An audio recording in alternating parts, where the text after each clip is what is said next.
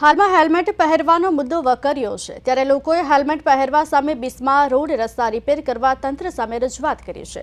વડોદરાથી સયાજીપુરાના બિસ્મા રોડને લઈને અનોખી રીતે વિરોધ કરવામાં આવ્યો છે।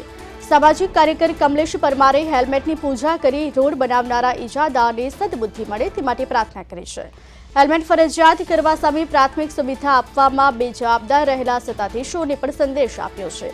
આરએનબી વિભાગ દ્વારા 3 મહિના પહેલા 16 કરોડના ખર્ચે આજવા રોડથી માધવનગર સુધી બનાવેલો રસ્તો બિસ્માર થયો છે, જેથી રાહદારીઓને ભારે હાલાકી પડી રહી છે। રોડ રસ્તા રિપેર કરવા સ્થાનિક લોકો દ્વારા સાંસદ સમક્ષ રજૂઆત કરવામાં આવી છે, ત્યારે વડોદરામાં બિસ્મા રોડને લઈને પણ અનોખી રીતે વિરોધ કરવામાં આવ્યો છે। હેલ્મેટ પહેરવા સામે રોડ રસ્તા રિપેર કરવા તંત્ર સામે રજૂઆત કરવામાં આવી છે।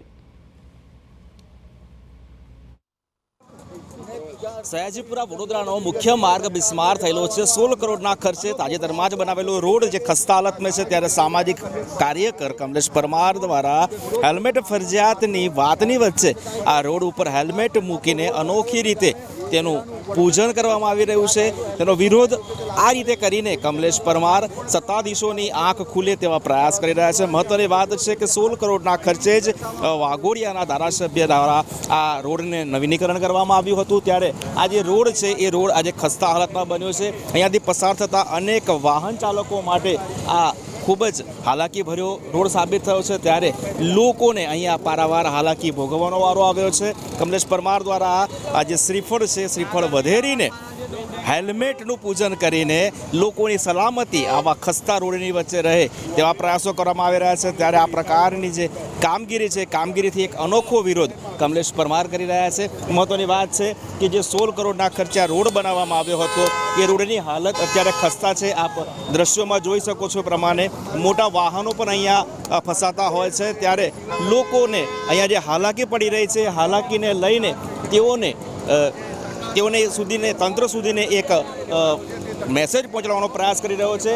સ્થાનિક વ્યક્તિઓ પણ અહીંયા જોડાયા છે, ત્યારે આપણી સાથે એક સ્થાનિક રહી છે, તેમની સાથે વાત કરવાનો પ્રયાસ કરીશું। શું કહીશો, આ રોડની ખસ્તા હાલત છે, તાજેતરમાં રોડ બનાવ્યો હતો, અનોખી પૂજાથી તેનો વિરોધ કરવામાં આવ્યો? સાહેબ, આમાં એવું છે કે આ રોડ છે ને 3 મહિના પહેલાં જ બનાવ્યો હતો નવો, અને પુલ ખોદીને નવી પદ્ધતિ ટેકનોલોજીથી બનાવ્યો હતો, પણ આ રોડની અંદર ગેરરીતિ થઈ છે।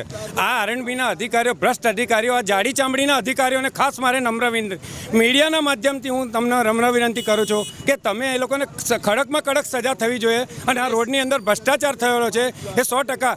મારા ધારાસભ્ય ધર્મેન્દ્રસિંહ વાઘેલા એટલા બધા સારા છે કે જે વર્ષોથી આ કાર્ય સારા નહોતા થતા તો કાર્ય કરે છે। ધર્મેન્દ્રસિંહ વાઘેલા રોડ લાયા છે, રોડ તો ધર્મેન્દ્રસિંહ લાયા છે, પણ રોડની ક્વોલિટી જે છે એ ગુણવત્તા ખરાબ છે, એ નથી જળવેલી। આ અધિકારીઓ છે ને આરએનબીના, એને ભ્રષ્ટાચાર કર્યો છે। આ ડામર હોય સાહેબ તો ડામર થઈ માટી થઈ ગઈ છે, જો તમે નિહાળી શકશો આ રોડ નહીં પણ ખોડ કરી નાખ્યો છે આ રોડને। એની અંદર શું માગણી કરશો? કોન્ટ્રાક્ટર સામે પગલાં લેવા જોઈએ? આ સાહેબ કોન્ટ્રાક્ટરે નથી બનાવ્યો, આ આરએનબીએ જ બનાવ્યો છે, સરકારશ્રીએ જ બનાવેલો છે। આ સરકારના પૈસા એટલે અમારી જનતાના પૈસા છે, આ જનતાના પૈસાનો દુરુપયોગ થઈ રહ્યો છે સાહેબ। ચોક્કસથી, ત્યારે કમલેશ પરમારે પણ અહીંયા અનોખી પૂજા કરી છે, કમલેશનું પણ નિવેદન લેવાનો પ્રયાસ કરીશું।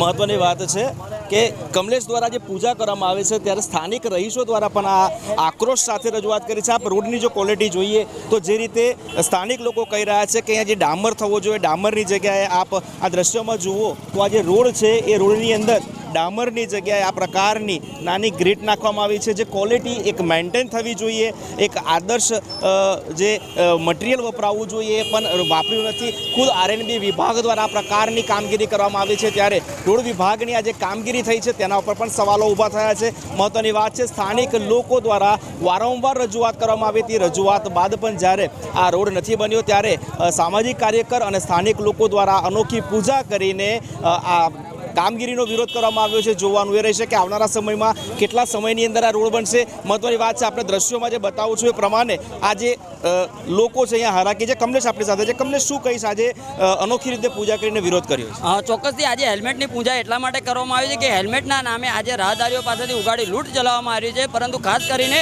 જે વડોદરા શહેરની અંદર અલગ અલગ વિસ્તારોમાં રોડ રસ્તાની હાલત ખસ્તા હાલતમાં જોવા મળી રહી છે, અને આવા જે રોડ રસ્તા જે કોન્ટ્રાક્ટરો બનાવે છે, કોન્ટ્રાક્ટરો તકલાદી કામગીરી કરે છે, અને અધિકારીઓ જે કહેવાય છે કે થર્ડ પાર્ટી ઇન્સ્પેક્શન કરવાનું હોય એ વ્યવસ્થિત ઇન્સ્પેક્શન નથી કરતા, ત્યારે આવા અધિકારીઓને સસ્પેન્ડ કરવામાં આવે અને જે કોન્ટ્રાક્ટરોને બ્લેકલિસ્ટ બ્લેકલિસ્ટ કરવામાં આવે એવી માંગ સાથે આજે અમે રજૂઆત કરી રહ્યા છે અને અમે હેલ્મેટનો વિરોધ એટલા માટે કરી રહ્યા છે કે હેલ્મેટના નામ પર રાહદારીઓ પાસેથી જ્યારે દંડ વસૂલવામાં આવતો હોય તો આવા કોન્ટ્રાક્ટરોને આવા અધિકારીઓ સામે લાલાક કરી અને તાત્કાલિક ધોરણે કામગીરી કરવી જોઈએ તેવી અમારી માંગ સાથે રજૂઆત કરી રહ્યા છે. ચોક્કસથી રાહદારીઓની પાસેથી હેલ્મેટના નામે પૈસા વસૂલવાની જે નીતિ છે તેનો વિરોધ કરી રહ્યા છે. અલબત્ત હલકી ગુણવત્તાવાળા રોડ આપીને શું રાહદારીઓ પાસે હેલ્મેટનો દંડ વસૂલવો કેટલો યોગ્ય છે તે વાતને લઈને પણ હવે આ વિસ્તારની પ્રજાએ ચર્ચા જગાવે છે. કેમેરા પર્સન નિકિત સોની સાથે તુષાર પટેલ, પ્રદેશ 24 ગુજરાતી, વડોદરા.